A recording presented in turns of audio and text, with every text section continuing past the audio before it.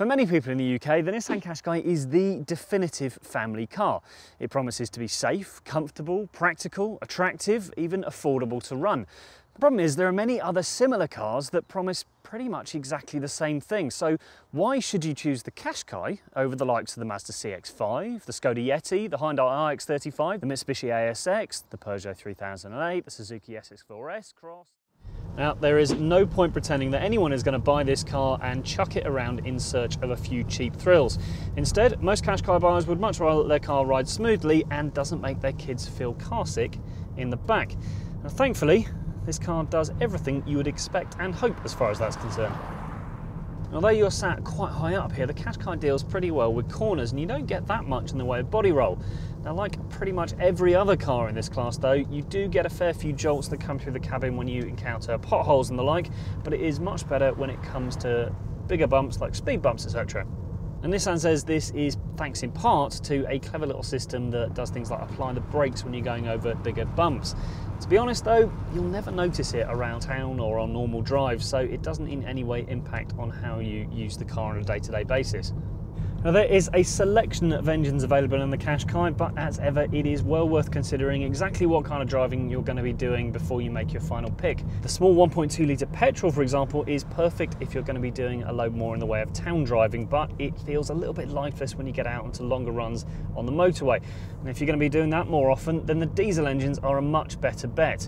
The 1.5 less powerful version is very quiet and relaxed, and the 1.6 version comes with a fair bit more power, so that's useful when it comes to towing or carrying lots of people on a regular basis, but the payoff is it's a little bit noisier.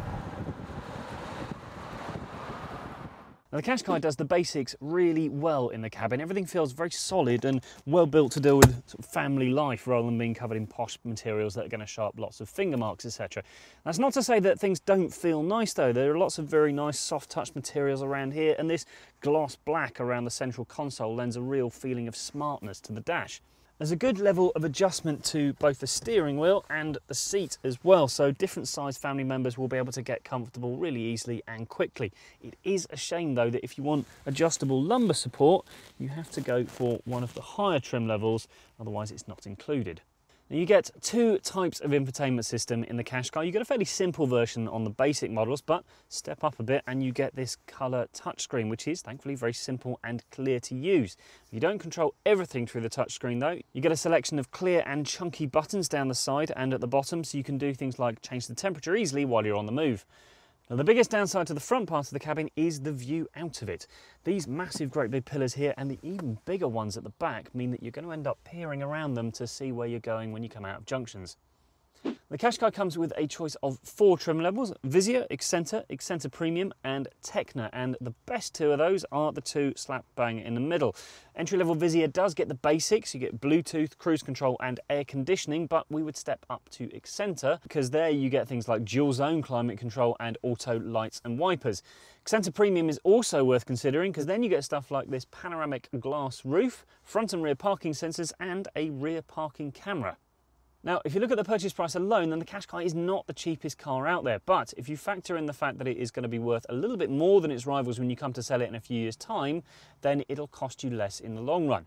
Also, the 1.5 litre diesel is the best bet if you want to maximise fuel economy, and if you're running it as a company car, it emits less than 100 grams per kilometre of CO2, so it'll keep your company car tax bills nice and low as well. Now, Nissan as a brand has done very well when it comes to our reliability surveys, so it shouldn't let you down as far as that's concerned, and it has got a maximum 5-star Euro NCAP safety rating. But however reliable, comfy or good to drive the Qashqai is from up front, that means very little if it isn't practical back here. And on first glance, the Qashqai's boot is nothing spectacular, but that is no bad thing. It just does what it's supposed to do. It is a good, even shape. It's got a very low, flat entry lip, and it is very consistently laid out. There's no funny bits sticking out at any point. And this adjustable boot floor is fantastic. You can set it up in many different ways, and you can even stash the parcel shelf underneath it if you need to. Be aware though, it doesn't come on every version. The entry-level models have to do without, unfortunately.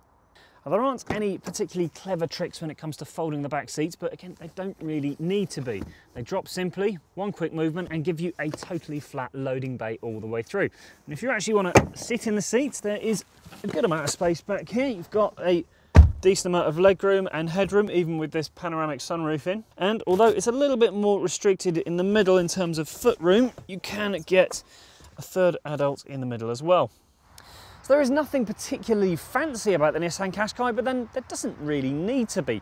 It is an unfussy family transport that goes about its business without bamboozling you with an array of tricks. However, it is good to drive, it's smooth, it's got an efficient set of engines, and there is a hefty amount of practicality in that boot. In many ways, it is the best at what it does. For more information, search for Nissan Qashqai on whatcar.com, but before you go, click subscribe to keep up to date with all of our latest videos.